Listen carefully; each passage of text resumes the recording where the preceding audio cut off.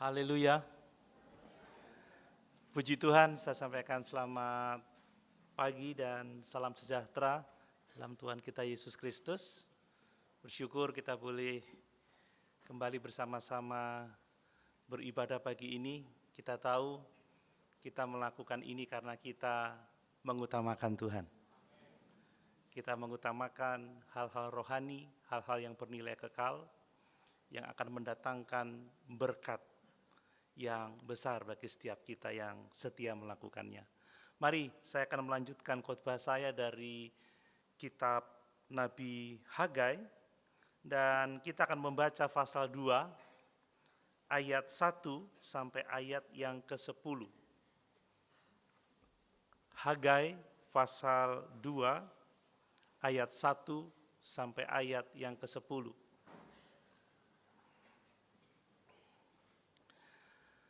Saya membaca untuk kita sekalian, demikian firman Tuhan.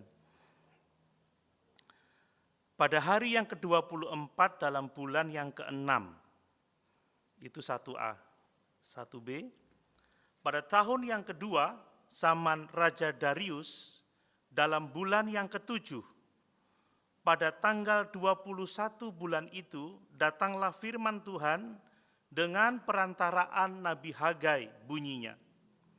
Katakanlah kepada Serubabel bin Syaltiel, Bupati Yehuda, dan kepada Yosua bin Yosadak imam besar, dan kepada selebihnya dari bangsa itu demikian. Masih adakah di antara kamu yang telah melihat rumah ini dalam kemegahannya yang semula, dan bagaimanakah kamu lihat keadaannya sekarang? Bukankah keadaannya di matamu seperti tidak ada artinya?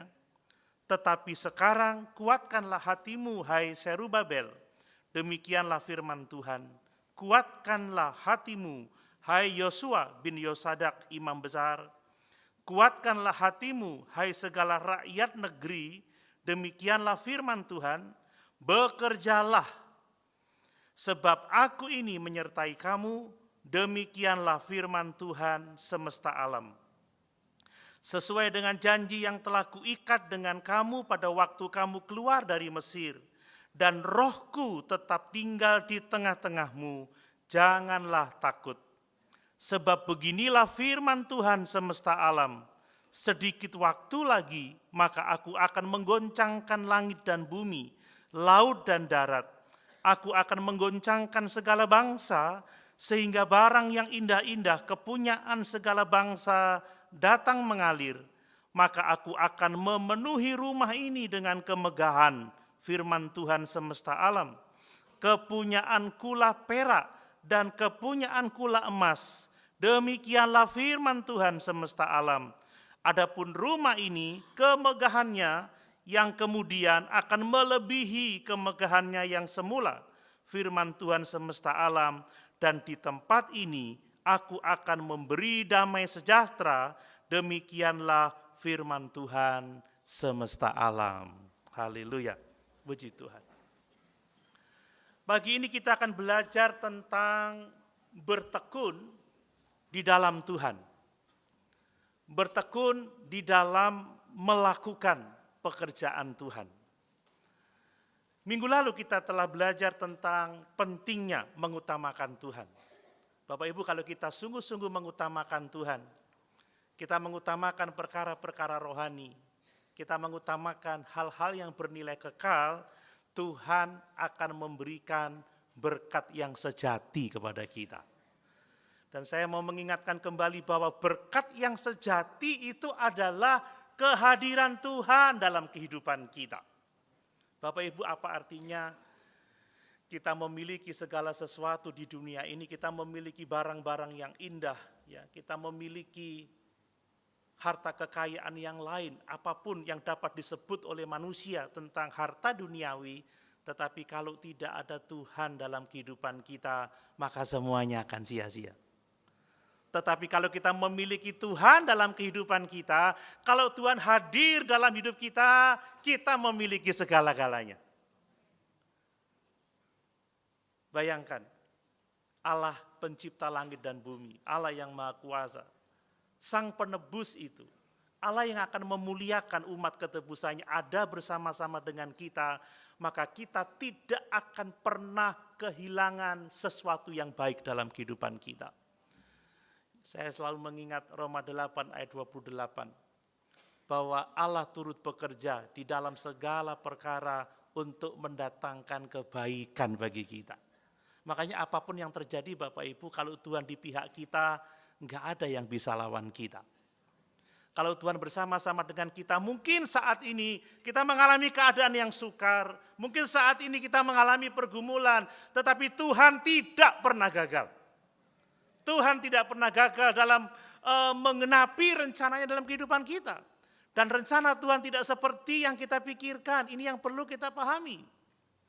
Apa yang Tuhan lihat dari kehidupan kita, itu seringkali berbeda dengan apa yang kita lihat. Mungkin kita melihat diri kita sedang tidak baik-baik saja, tetapi Tuhan sedang memproses kita untuk kebaikan kita.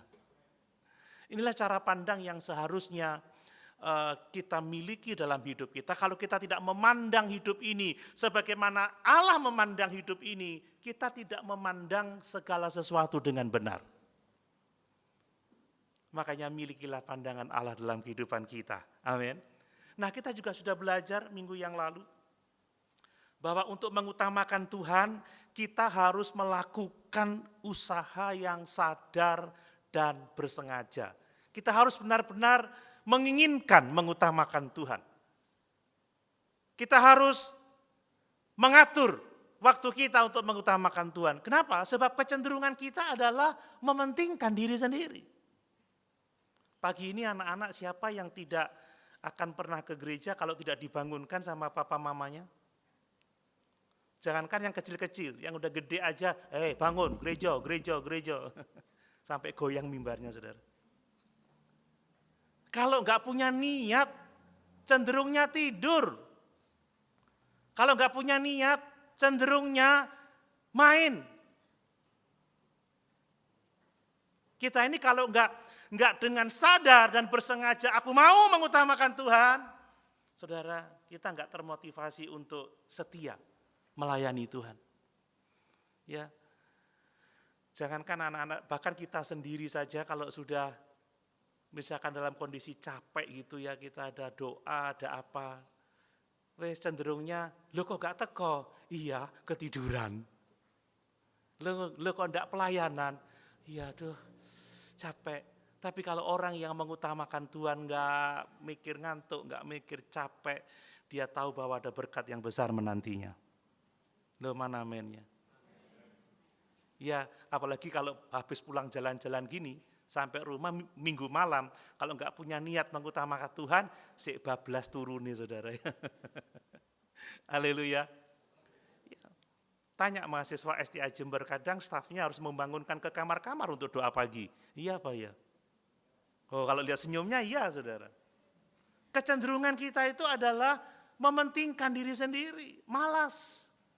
Makanya kita harus melakukan dengan sadar, bersengaja. Dan kita juga sudah belajar minggu yang lalu bahwa untuk mengutamakan Tuhan, kita harus terus mengevaluasi diri kita. Kata firman Tuhan, perhatikan keadaanmu. Apakah kita sering memikirkan Tuhan atau kita lebih sering memikirkan dunia ini? Apakah kita lebih sering melakukan kehendak Tuhan atau keinginan kita sendiri? Kalau kita tidak secara sadar dan bersengaja mau mengutamakan Tuhan, pastilah kita akan mementingkan diri kita sendiri lebih daripada kepentingan Tuhan. Makanya saya tahu kalau kita yang terus bersemangat itu bukan begitu saja bersemangat, karena kita memang dengan sadar dan bersengaja mau mengutamakan Dia lebih dari segala-galanya. Itu hal yang harus kita sadari. Nah, mari kita juga ingat bahwa kemarin kita sudah belajar dengan mengutamakan Tuhan. Tuhan berkata, aku menyertaimu, aku memberkatimu, dan segala jerih payahmu di dalam aku tidak akan pernah sia-sia. Nah pagi ini mari kita belajar tentang pentingnya ketekunan, pentingnya kita bertekun di dalam Tuhan. Ya, Bukan semangat, maaf katanya orang Jawa, tai ayam ya, anget-anget tai ayam. Seminggu 2 minggu semangat, nanti minggu berikutnya udah kendor lagi. Ya, kita akan belajar tentang pentingnya bertekun dalam mengutamakan Tuhan, pentingnya bertekun dalam Tuhan, pentingnya bertekun dalam melakukan pekerjaan Tuhan. Dan melalui ayat-ayat ini kita belajar bagaimana Allah itu mendorong umatnya yang sedang patah semangat. Allah itu mendorong umatnya yang sedang loyo untuk tetap bertekun dalam pekerjaannya. Inilah pesan teks yang kita baca dari Hagai pasal 2 ayat 1 sampai ayat yang ke-10 ini. Bapak Ibu, tentunya kita semua tahu bahwa ketekunan adalah kunci untuk memperoleh keberhasilan. Amin.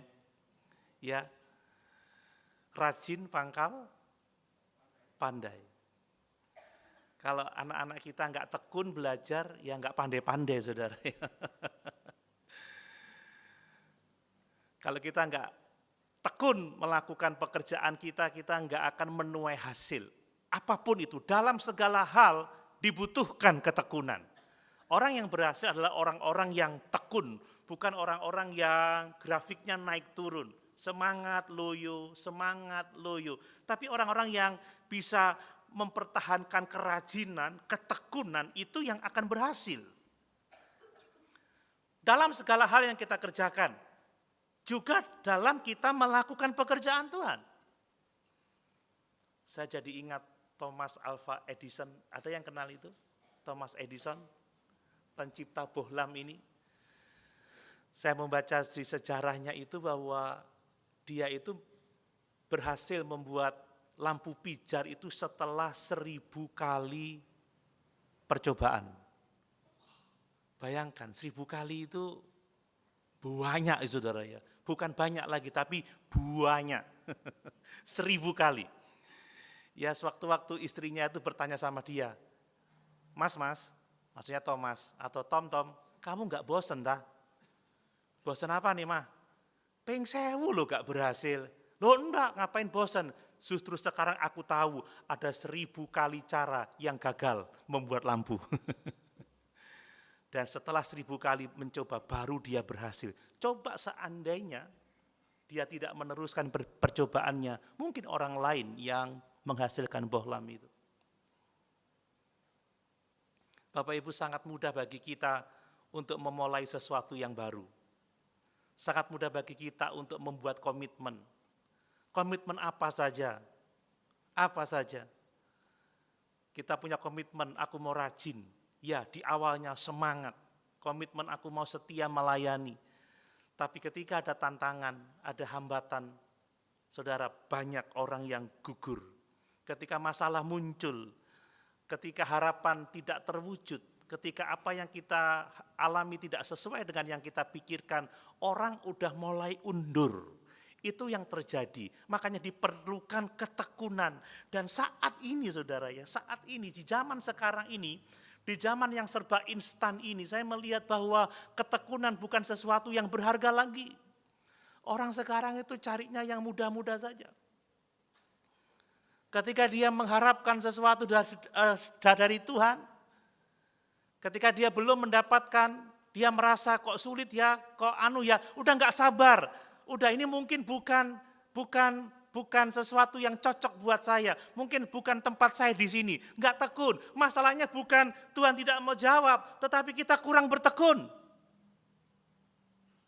Ya, di sini tidak cocok, di sini ganti ini, usaha ini enggak cocok, ganti ini.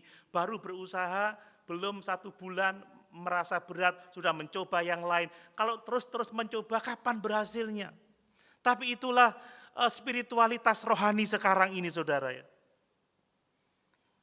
Dan itu yang tidak boleh terjadi dalam kehidupan kita, sebab Allah menghargai orang-orang yang bertekun. Alkitab berkata, barang siapa yang setia sampai akhir. Barang siapa yang bertekun sampai akhir, dia yang akan mendapat upah besar dari Tuhan. Dan inilah yang kita baca dari Nabi Hagai. Bangsa Yahudi buangan, sekitar 50.000 orang yang kembali dari Babel itu saudara, setelah 1 bulan mendapatkan pesan firman Tuhan di Hagai pasal 1, mereka semangat, mereka pergi ke gunung Tuhan dan membangun kembali bait suci, 1 bulan langsung loyo lagi. 1 bulan mereka tidak lagi bersemangat mengerjakan pembangunan bait suci itu. Bayangkan fondasi sudah diletakkan 15 tahun yang lalu. Maka Hagai pasal 1 mendorong mereka untuk mengutamakan hal-hal yang rohani itu. Ketika mereka bersemangat membangun lagi, 1 bulan saja Bapak Ibu. 1 bulan saja, udah loyo lagi. Ini yang kita baca di Hagai pasal 1 dan pasal 2 ayat 1 sampai 10 ini. Dan karena mereka loyo lagi, mereka tidak bersemangat lagi, maka di pasal 2 ayat 1 sampai 10 ini, maka Allah mendorong lagi, mendorong umatnya yang sedang patah semangat untuk bertekun, untuk terus mengerjakan pekerjaan Tuhan. Ternyata itulah sifat manusia Bapak Ibu. Sekali lagi, memulai hal baru itu selalu bersemangat. Apapun itu. Lihat awal-awal kuliah dulu, waduh semangat ya ikut ospek, wah pokoknya bangun pagi, semester 1 semangat, semester 2 semangat, semester 3 mulai agak kendor, mulai terdistraksi dengan hal-hal yang lain, mulai punya kenalan yang sukanya kongkal kan begitu ya, mulai loyo, mulai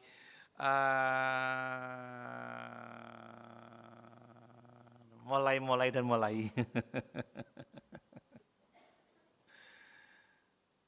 Akhirnya ya udah.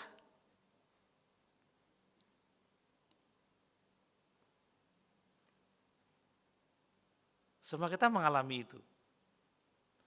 Saya kalau ngomong seperti ini, saya enggak mengatakan bahwa saya hebat. Enggak, pengalaman aja. Saya S1 5 tahun loh lama. S2 saya juga lama, S3 saya juga lama. Memang enggak gampang bertekun. Mari kita mendengarkan pesan firman Tuhan ini. Amin Bapak Ibu. Saat kita patah semangat, saat kita udah mulai loyo seperti yang dialami oleh bangsa Yahudi, Tuhan berkata kepada kita, ayo semangat. Ayo, bertekun. Kuatkanlah hatimu, bekerjalah, jangan stop. Terus lanjutkan apa yang baik. Sebab aku sudah menjanjikan berkat yang besar untuk orang-orang yang setia sampai akhir. Mari Bapak Ibu kita komitmen bersama-sama untuk bertekun di dalam Tuhan. Amin. Amin. Karena itulah yang dikehendaki oleh Tuhan dan itulah yang terbaik untuk kita semua. Nah, mari ayat-ayat ini mengajarkan kepada kita tentang bertekun, yaitu bagaimana kita dapat mengubah keputusasaan, bagaimana kita dapat merubah kekecewaan itu menjadi dorongan untuk kita terus bersemangat di dalam Tuhan. Nah, kalau saya memperhatikan kisah ini Bapak Ibu, ternyata Tuhan itu ngerti ya, Tuhan itu peduli masalah yang kita hadapi. Tuhan itu mengerti keputusasaan yang sedang kita alami dalam kita melayani Tuhan. Allah itu ngerti. Jadi kalau Bapak Ibu sekarang kehilangan semangat, Bapak Ibu menghadapi tantangan, ya, menghadapi pergumulan hebat, Allah itu mengerti. Allah itu mengerti. Kita membaca tadi di ayat 1 sampai ayat yang ketiga itu. Karena Allah tahu, Dia berfirman, katakanlah kepada Serubabel bin Shealtiel, katakanlah kepada Yosua bin Yosadak, ya, katakanlah kepada selebihnya dari bangsa itu. Perhatikan itu. Kenapa dia mengatakan sesuatu? Karena Tuhan tahu persis pergumulan mereka. Firman itu datang kepada orang-orang Yahudi pada waktu itu karena Allah tahu pergumulan mereka. Allah tahu keputusasaan mereka. Dia tahu apa yang mereka hadapi, mereka sedang membanding-bandingkan. Masih adakah di antara kamu yang telah melihat rumah ini dalam kemegahnya semula? Bukankah yang sekarang kamu anggap tidak ada artinya? Lalu sekarang aku katakan, kuatkanlah hatimu, hai Serubabel. Kuatkanlah hatimu, hai Yosua. Kuatkanlah hatimu, hai selebihnya dari bangsa ini. Bapak Ibu, Allah tahu yang kita hadapi. Amin. Ya, betul sekali pujian itu. Allah mengerti, Allah peduli segala persoalan yang kita hadapi. Allah juga ngerti apa yang saya hadapi. Dan karena saya tahu bahwa Allah mengerti apa yang saya hadapi, Bapak Ibu, saya tidak kecil hati. Kalau Bapak Ibu Saudara tidak selalu ingat bahwa Allah itu mengerti keputusasaan kita, bahwa Allah itu mengerti pergumulan kita, bahwa Allah itu peduli, Bapak Ibu akan kecil hati. Bapak Ibu akan kecewa, Bapak Ibu akan putus asa. Ya, sewaktu-waktu saya ini pergi ke Jogja waktu anak saya masih semester berapa itu ya, awal-awal kuliah dulu. Ya anggap aja ini ada miss sesuatu lah. Saya ada acara di Jakarta, saya mampir di Jogja. Terus saya panggil anak-anak saya, yuk tidur sama papa yuk di sini. Kemudian saya tanya, nak, si ada uangmu nak? Ada Pak. Berapa nak? 20.000. Hah? Ini tanggal berapa ini? Kira-kira dengar anak kos kurang setengah bulan pegang uang 2.000 kita bilang bagus gitu.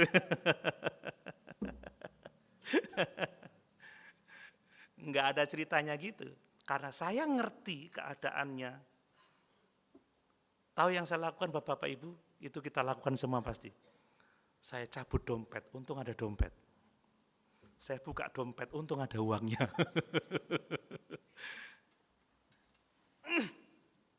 Ini buat kamu. Papa mengerti. Papa peduli. Tuhan tahu dompetmu sekarang, saudara.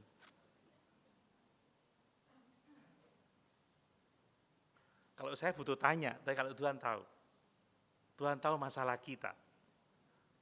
Tuhan tahu apa yang saya butuhkan hari ini, besok.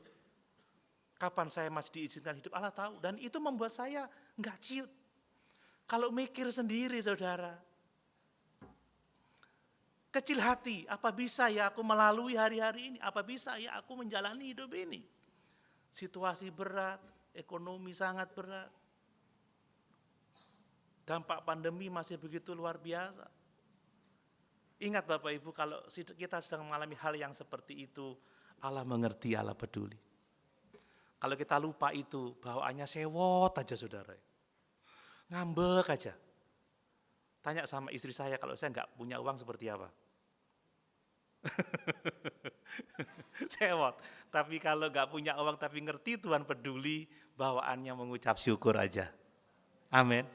Dan Allah itu, dia mengatakan apa? Akan memenuhkan segala kebutuhan kita menurut kekuasaan dan kuasanya yang besar. Ini yang perlu kita pahami. Ingat saudara, Allah itu ngerti. Allah itu peduli.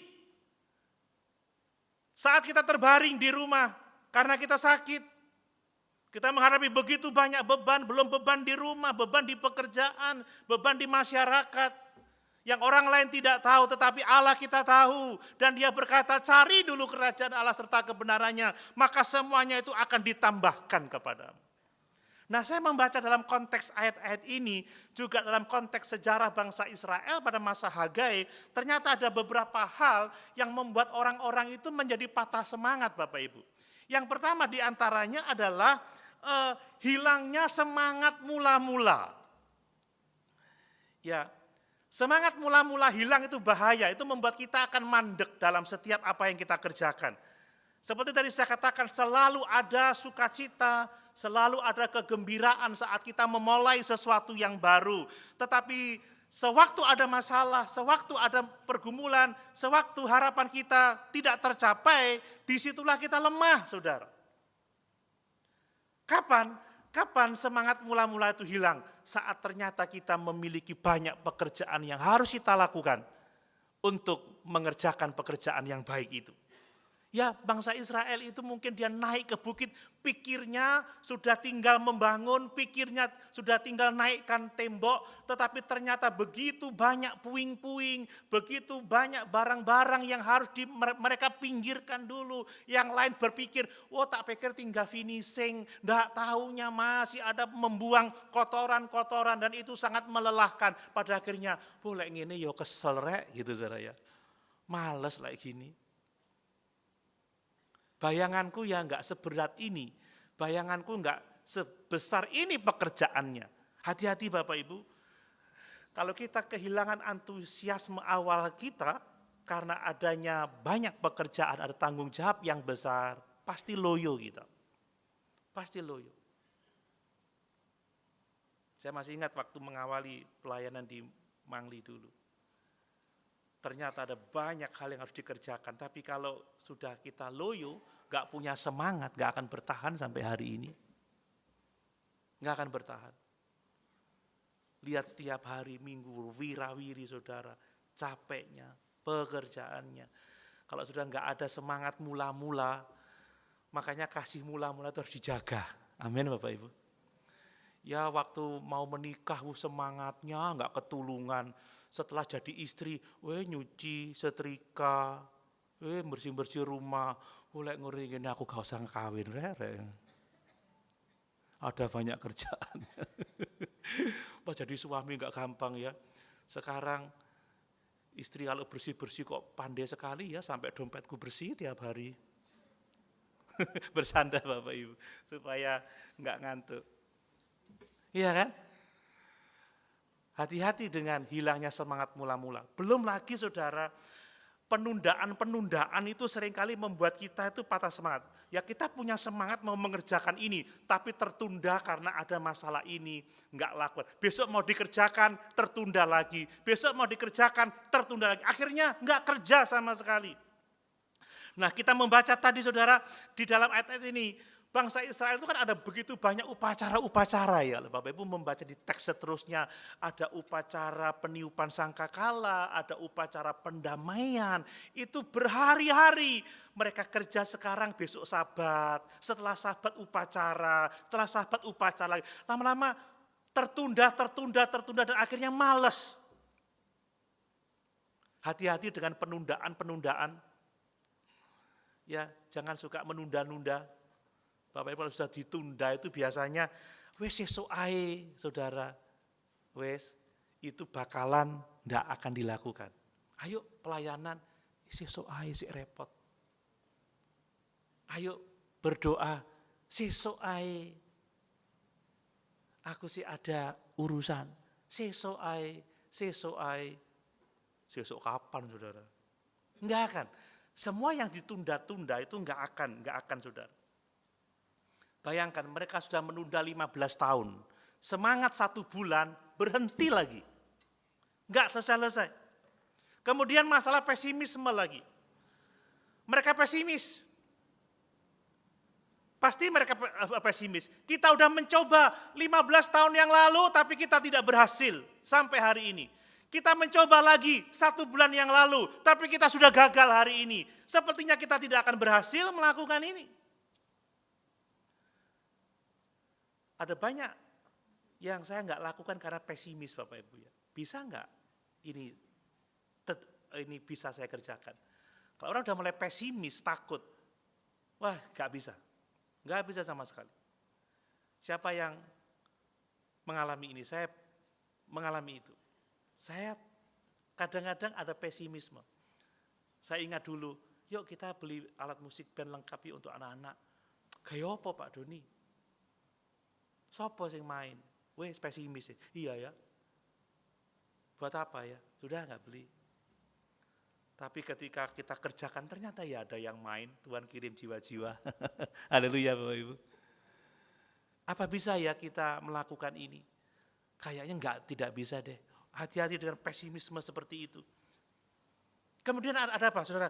Sikap membandingkan. Makanya Tuhan berkata, masih adakah orang-orang yang melihat kemegahan bait suci ini yang dahulu? Dan kamu melihat kemegahannya sekarang bukan apa-apa bagi kamu. Dia membandingkan, walah yang kita bangun tidak seindah yang dulu. Buat apa? Lebih baik gak usah lah sama sekali.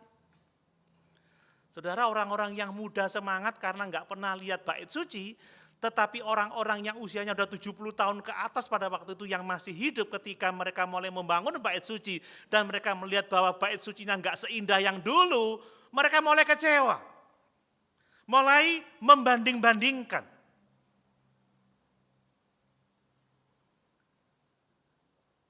Kadang kita juga membandingkan dengan tempat lain. Kok gereja kita enggak seperti gereja lain? Saudara enggak jalan kalau sudah begitu.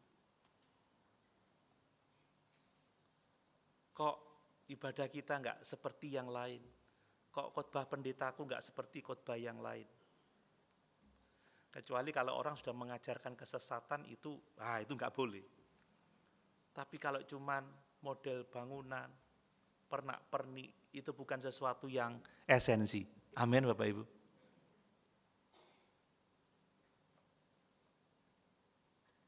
Kadang kita membanding-bandingkan. Akhirnya kita loyo. Semangat buat persekutuan, kok enggak seperti itu ya persekutuannya, ya enggak bisa, saudara, lain ladang, lain belalang, lain orangnya. Kemudian ada yang namanya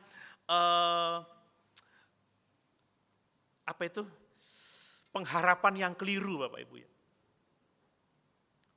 Ya ini hampir sama dengan membanding-bandingkan itu, mereka berharap bahwa apa yang mereka bangun akan megah seperti yang semula, tetapi kenyataannya enggak seperti itu. Mereka mulai berpikir salah, kalau enggak seperti yang dulu aku enggak mau terus Bapak Ibu. Saya mau mengatakan bahwa kalau kita sudah mulai punya harapan yang salah, kita pasti akan kecewa. Ya kalau kita mengikut Tuhan dengan harapan yang salah, kita pasti akan kecewa. Kalau kita melayani dengan harapan yang salah, kita pasti akan kecewa. Seringkali orang itu mengharapkan sesuatu yang duniawi, sesuatu yang menyenangkan daging, menyenangkan telinga, menyenangkan mata. Mana kok enggak ada emasnya seperti yang dulu? Mana kok perabotannya enggak seperti yang dulu? Mana? Akhirnya loyo, saudara. Ingat bahwa segala sesuatu itu tidak seperti yang Tuhan lihat. Apa yang kita lihat tidak seperti yang Tuhan lihat. Hanya mungkin karena gereja kita enggak punya videotron, maka Tuhan itu tidak berkenan sama kita begitu. Apa karena gereja kita enggak punya tempat parkir yang luas sehingga kita tidak bisa nyaman begitu? Atau Tuhan tidak berkenan seperti itu? Enggak pernah seperti itu. Gereja mungkin punya fasilitas miliaran rupiah ya. Tetapi kalau gereja tidak menghormati firman Tuhan, tapi kalau gereja tidak memuliakan Yesus di antara bangsa-bangsa, kalau gereja tidak memberitakan Injil yang benar, maka itu bukan gereja yang sejati. Amin Bapak Ibu. Kemuliaan Tuhan bukan terletak pada bangunan atau pada pernak-pernik. Kemuliaan Tuhan terletak pada diri jiwa-jiwa yang menyembah Tuhan dengan tulus. Ini loh sebenarnya. Ini. Tapi orang sudah punya pengharapan yang salah. Dan orang seringkali berharap bahwa sukses itu harus hari ini. Sukses itu harus sekarang. Kalau aku kerja sekarang, aku harus melihat kemuliaannya sekarang. Tetapi tidak dengan orang-orang Yahudi yang membangun bait suci pada waktu itu. Ada banyak orang-orang yang melihat kemuliaan bait suci yang pertama, saudara, yang semula itu mereka tidak sempat melihat hasil dari bangunan mereka, tapi mereka mati terlebih dahulu. Kalau kita setia hanya untuk melihat hasil sekarang, kita akan kecewa. Ingat Bapak Ibu, tuayan kita ada di dalam kerajaan sorga. Amin. Ya saya bekerja keras seperti ini, kalau saya mau lihat hasil sekarang, saya akan kecewa, saya akan kecil hati. Orang tidak melihat, tidak membayangkan seberapa besar usaha saya. seberapa besar yang kita lakukan bersama-sama. Kalau kita mau lihat hasilnya sekarang, kelihatannya kok sepi-sepi saja begini, waduh loyo Bapak Ibu ya. Tapi saya memandang ada kemuliaan kekal yang Tuhan sudah sediakan bagi setiap orang yang setia melayani Tuhan. Itu yang membuat kita kuat. Ya kadang pelayanan itu berat sekali, saya melihat perjuangan alumni STA Jember di tempat mereka melayani. Kalau mereka mau lihat hasil sekarang, mereka nggak akan setia.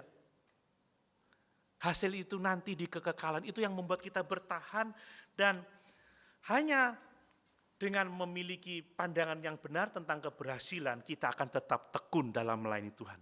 Coba kita membaca, coba ayat yang ke-7 Bapak Ibu, kita baca lagi. Janganlah ayat 7, sebab beginilah firman Tuhan semesta alam, sedikit waktu lagi maka aku akan menggoncangkan langit dan bumi, laut dan darat. Aku akan menggoncangkan segala bangsa, sehingga barang yang indah-indah kepunyaan segala bangsa datang mengalir. Maka aku akan memenuhi rumah ini dengan kemegahan firman Tuhan semesta alam. Nah, orang berpikir, kapan Tuhan mengguncangkan langit dan bumi? Kapan Tuhan mengguncangkan laut dan darat? Kapan Tuhan membawa barang-barang yang indah kepunyaan segala bangsa mengalir ke Yerusalem? Ada banyak penafsiran yang berbeda-beda. Ada yang mengatakan bahwa itu saat Raja Darius mengeluarkan perbendaharaannya untuk membantu pembangunan Bait Suci. Ada banyak yang menafsirkan bahwa itu adalah jatuhnya bangsa-bangsa oleh karena kejahatan mereka kepada Tuhan. Tetapi saya melihatnya lain Bapak Ibu, bahwa Allah menggoncangkan langit dan bumi, Allah menggoncangkan laut dan daratan, itu adalah saat Yesus datang kembali untuk memberi kemuliaan kepada setiap orang yang percaya kepadanya. Amin. Nah, kalau mereka harapannya hanya jasmani, harapannya hanya sesuatu yang dapat dilihat dengan segera dan itu jasmani, mereka akan patah semangat. Kalau seandainya ayat itu memang untuk kita hari ini, kalau kita mengharapkan permata emas perak diguncangkan datang ke sini, saudara, sampai mati kita nggak akan melihat itu. Tapi kalau harta itu adalah Kristus, harta itu adalah kerajaan surga, maka nanti semua kita akan dibawa masuk dan menikmati kemuliaannya. Amin. Harapan itu harus ke depan Bapak Ibu. Ya, harapan itu harus ke depan. Jadi kalau orang-orang pada zaman Hagai itu melihat suksesnya dalam jangka yang pendek, mereka pasti akan kecewa. Ingat, bagi Tuhan 1000 tahun sama dengan satu hari. 1 hari sama dengan 1000 tahun. Kita harus mengingat bahwa tatkala kita bekerja untuk Tuhan, kita mengharapkan penuaian di akhir zaman itu. Kita mengharapkan penuaian di akhir zaman itu. Mungkin ada orang yang bilang gini, nang gereja oleh opo. Itu adalah orang-orang yang mau melihat hasil dalam waktu yang pendek Bapak Ibu. Banyak kan kita diiming-imingi ya, diiming-imingi, ayo setia nanti kamu akan begini, begitu, bisnismu begini, begitu. Ya memang itu harapan semua orang. Tapi kalau kita melakukan hanya untuk harapan jangka pendek, kita akan kecewa. Tapi kalau kita melihat pada tuaian pada zaman akhir, kita akan tetap bertekun apapun yang terjadi. Amin. Bapak Ibu setia karena mengharapkan sesuatu dalam waktu pendek ini? Atau melihat pada kekekalan? Atau mau melihat pada kekekalan?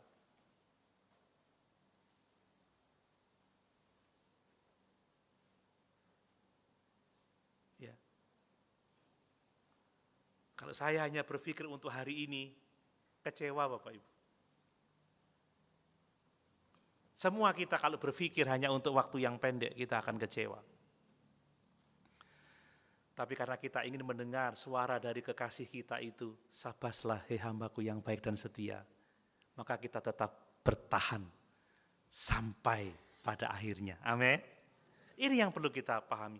Hal yang berikutnya Bapak Ibu, saat kita patah semangat ya, maka firman Tuhan sederhana tetapi bukan sederhana juga. Firman Tuhan apa? Bertekunlah, kan begitu. Tatkala kita putus asa, Tuhan itu tidak memanjakan kita. Tuhan tahu kebutuhan kita, Tuhan tahu keputusasaan kita, tapi Tuhan gak memanjakan kita.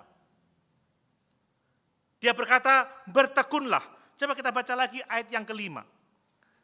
Ya, ayat yang kelima. Tetapi sekarang, ya, kepada orang-orang yang sedang patah semangat, tetapi sekarang kuatkanlah hatimu, hai Zerubabel. Demikianlah firman Tuhan. Kuatkanlah hatimu, hai Yosua bin Yosadak, imam besar. Kuatkanlah hatimu, hai segala rakyat negeri. Demikianlah firman Tuhan. Bekerjalah. Nah begitu. Enggak dimanja-manja. Kuatkan hatimu dan bekerjalah. Sebab aku ini menyertai kamu. Demikianlah firman Tuhan. Bapak Ibu, 3 kali Hagai menulis kepada orang-orang tertentu untuk kuatkanlah hatimu, kuatkanlah hatimu, kuatkanlah hatimu. Dan sekarang firman Tuhan berkata kepada kita, kepada orang-orang yang mungkin lemah semangat, mungkin putus asa, kuatkanlah hatimu. Ya, saya akan mengatakan untuk diri saya sendiri, hai Doni, kuatkanlah hatimu. Bekerjalah, kan begitu.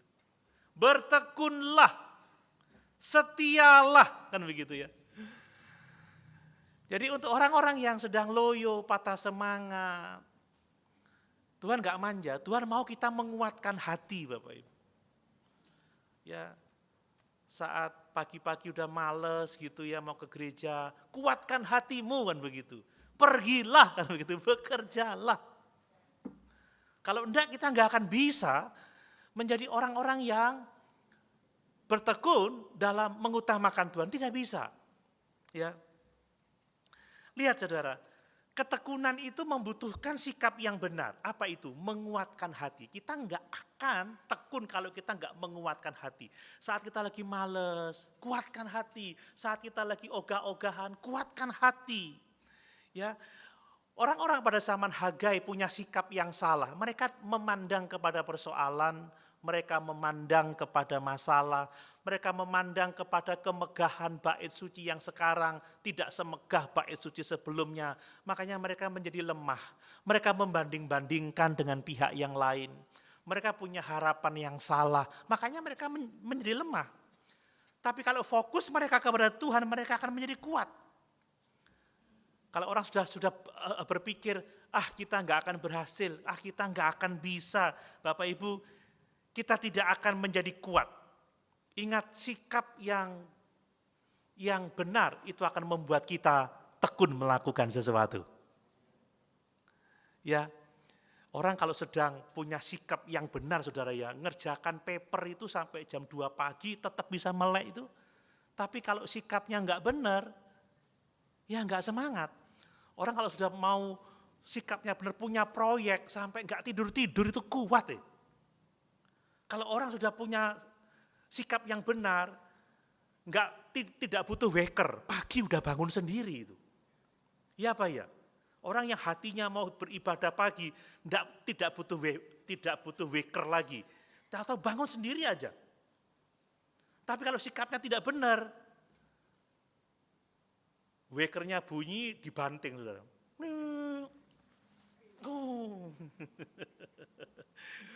Mamanya bangunin, apa sih mama ini? Nggak ngerti wong capek ini.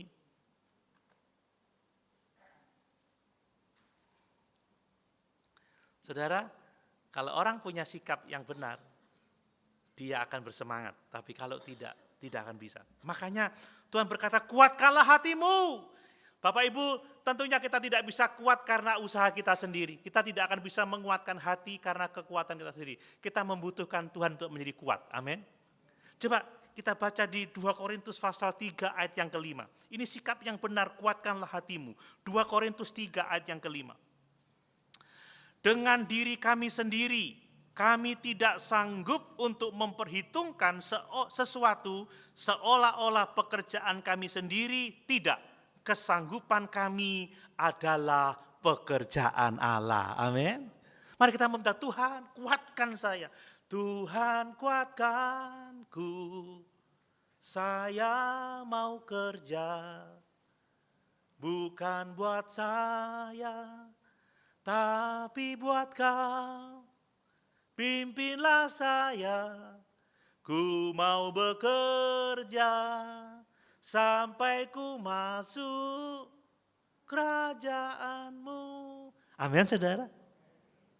Sikap yang benar, kuatkan hati. Kalau enggak nguatkan hati, kita enggak akan bertekun, Bapak Ibu. Ya, saya besok pagi harus berangkat lagi ke Surabaya untuk satu tugas. Kalau ngerasa badan itu males. Rabu, Kamis saya ada pelayanan lagi. Lalu udah rasanya.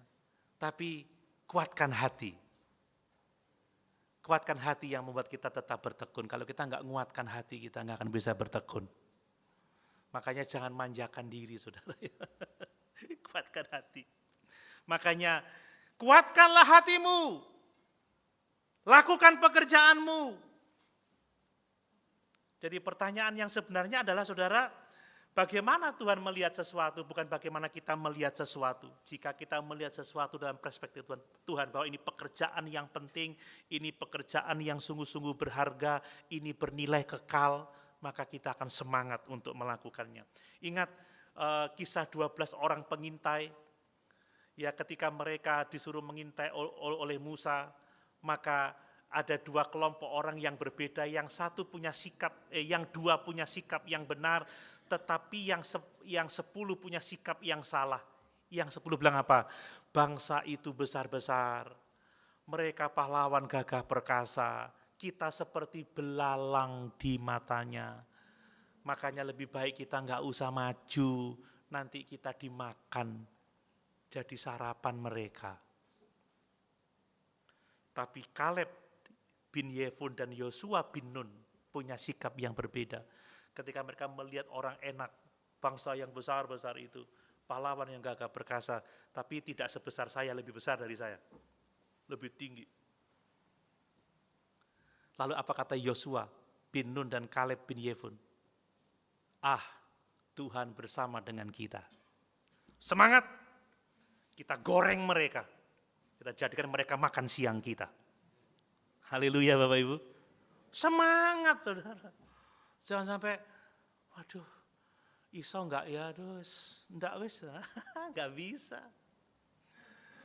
Ya, kadang kita mau menghadapi sesuatu takut duluan, semangat.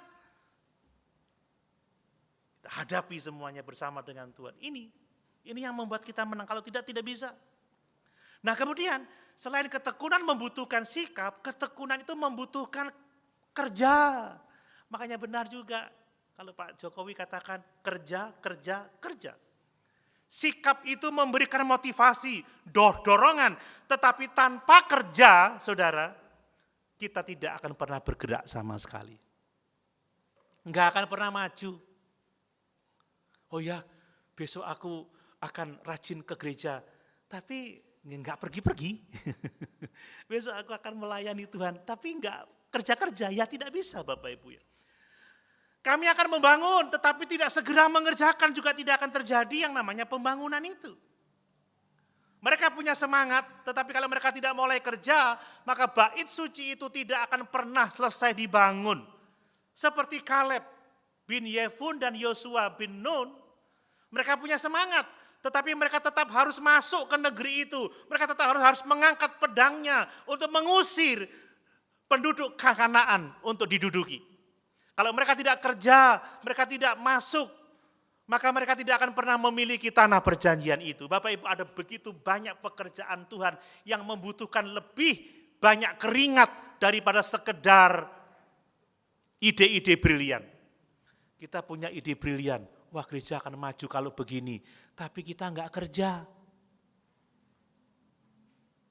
Kita enggak bertindak. Kalau Yosua dan Kaleb bicara, tenang, kita akan kalahkan mereka. Tuhan di pihak kita, ayo kita goreng mereka. Tapi mereka tidak masuk-masuk, tidak segera menduduki, tidak akan pernah terjadi itu. Hal ini juga berlaku untuk setiap pekerjaan Tuhan yang kita lakukan. Amin Bapak Ibu. Saya melihat pada waktu kita merayakan Paskah, ya merayakan Jumat Agung, kita melihat kur yang begitu bagus, pemain musiknya bagus, song leader, singer, kemudian choirnya begitu bagus. Mereka tidak hanya punya sikap, tapi mereka punya kerja. Loh, nggak ada amennya. Saya support, saya respect sama mereka. Latihan sampai jam 10, setengah 11 malam. Kita nikmatinya cuma 15 menit. Do mi so, latihannya mereka, latihan, pelatihan saudara, main musik sampai eker-ekeran antara bass sama kiper gak cocok, bertengkarlah mereka.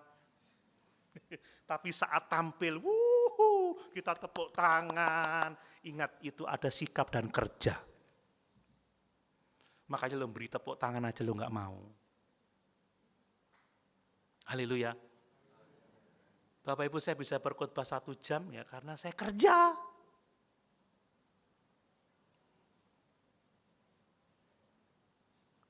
Saya bisa melayani, memimpin rapat,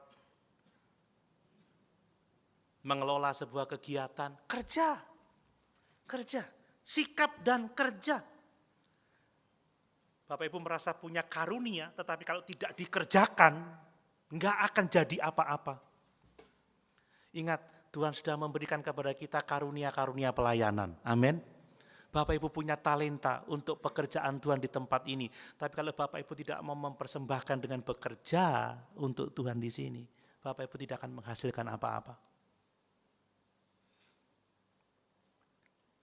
Mari kita melakukan ini Bapak Ibu. Amin. Ini demi kebaikan kita bersama. Kerja. Ya, ini adik-adik kita ini sudah latihan berapa kali? Oh, 2 kali. 2 kali itu kerja ya? Oh iya, ketawa dia. Ini ya sampai ngantuk-ngantuk semua karena latihan sampai malam tadi malam. Enggak ya? Kerja Bapak Ibu. Amin. Amin. Mari. Makanya Tuhan mendorong kita, miliki sikap yang benar, kuatkan hatimu dan kerjakan bagianmu. Inilah ketekunan. Ketekunan itu dihasilkan oleh sikap hati yang benar. Ketekunan dihasilkan oleh kerelaan untuk mengerjakan apa yang menjadi bagian kita. Karena hanya itu yang memungkinkan kita untuk berbuah-buah dalam hidup ini. Mari Bapak Ibu pikir, karunia apa yang Tuhan berikan sama saya. Aku mau kerja buat Tuhan. Tuhan kuatkanku, aku mau kerja.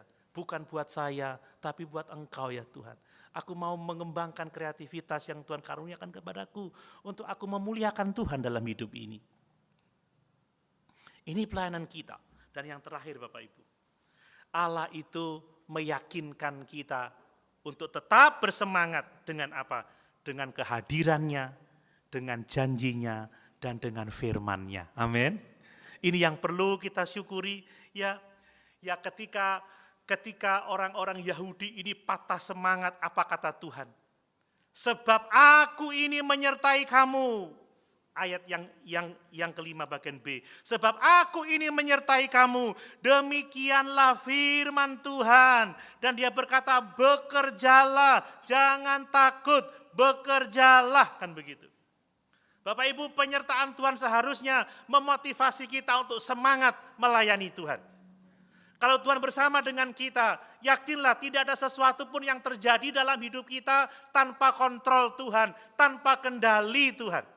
Apapun itu. Kalau kita di dalam persekutuan dengan Tuhan, kita mengerjakan pekerjaan Tuhan, dan Tuhan menyertai kita, maka apapun yang kita alami itu ada dalam kendali Tuhan. Dan ini yang seharusnya memotivasi kita untuk tetap bersemangat. Ya, ini motivasi yang benar. Yakinlah bahwa tidak ada sesuatu pun yang terjadi secara kebetulan. Apalagi untuk pelayanan pekerjaan Tuhan. Saya mengkhotbahkan di hari Minggu sore yang lalu. Bagaimana Roh Kudus menuntun Paulus ya berjumpa dengan Timotius. Bagaimana dia menuntun Paulus berjumpa dengan Lydia, berjumpa dengan kepala penjara di Filipi, berjumpa dengan orang-orang untuk apa? Untuk melakukan pekerjaan Tuhan. Tidak ada sesuatu yang kebetulan. Dan kalau firman ini diberitakan sekarang, itu juga bukan sesuatu yang kebetulan. Ini pesan penting untuk kita semua. Dan Allah itu menguatkan kita dengan cara apa? Dengan memberikan janji-janjinya, saudara ya. Saya membaca ayat yang ke-6. Sesuai dengan janji yang telah kuikat dengan kamu pada waktu kamu keluar dari Mesir. Dan rohku tetap tinggal di tengah-tengahmu. Janganlah takut. Bapak Ibu, ini adalah janji Tuhan pada waktu keluaran dari Mesir. Dan mereka berjanji kepada orang-orang pada zaman Hagai untuk menyertai mereka. Rohnya tetap tinggal bersama-sama dengan mereka. Dan sekarang kita memiliki perjanjian yang lebih baik. Itulah perjanjian baru yang dimeteraikan oleh darah Yesus Kristus. Kita punya janji penyertaan Tuhan untuk selama-lamanya. Dan janji Tuhan yang mengatakan, aku menyertai kamu sampai kesudahan alam. Itu yang seharusnya memotivasi kita untuk bekerja. Memotivasi kita untuk setia beribadah, setia melayani Tuhan apapun yang harus kita hadapi dalam hidup ini. Ada kehadirannya, ada janji-janjinya. Dan yang berikutnya, Allah menunjukkan firman-Nya kepada kita. Ya, kita membaca, saudara, di ayat 7 dan ayat yang ke-9. Sebab beginilah firman Tuhan semesta alam. Sedikit waktu lagi aku akan menggoncangkan langit dan bumi. Ini bicara tentang firman, bicara tentang nubuat. Saudara, kalau kita mengingat nubuatan-nubuatan Allah pada masa lampau yang sudah digenapi, maka kita juga punya iman bahwa nubuatnya untuk kita sekarang akan digenapi pada waktunya. Dan karena Tuhan akan menggenapi janji-janjinya, menggenapi nubuatnya, menggenapi firman-Nya, maka itu yang membuat kita tetap bertekun dalam melayani Tuhan. Bapak Ibu, saya yakin Tuhan akan memenuhi janjinya bahwa Dia akan memuliakan saya. Dan Bapak Ibu harus yakin bahwa waktunya Tuhan akan memuliakan Bapak Ibu Saudara. Saat Dia datang kembali, kita diberi tubuh kemuliaan, kita dijadikan serupa dengan Dia, kita dibawa masuk dalam kerajaan surga. Karena itulah kita seharusnya setia. Jangan main-main dengan pelayanan kita. Amin Bapak Ibu. Kapan sih bahwa kemegahan bait suci yang dibangun itu lebih besar dari kemegahan bait suci yang semula? Saya nggak akan menguraikan terlalu panjang, tetapi sebenarnya kemegahan itu bukan karena ya apa yang dibangun oleh orang-orang yang kembali dari Babel itu lebih bagus dari sebelumnya. Tidak Bapak Ibu, tidak lebih bagus dari yang sebelumnya. Enggak. Tetapi kemegahan bait suci yang dibangun itu adalah karena kehadiran Yesus dalam bait suci itu. Amin. Itu yang harus kita pahami.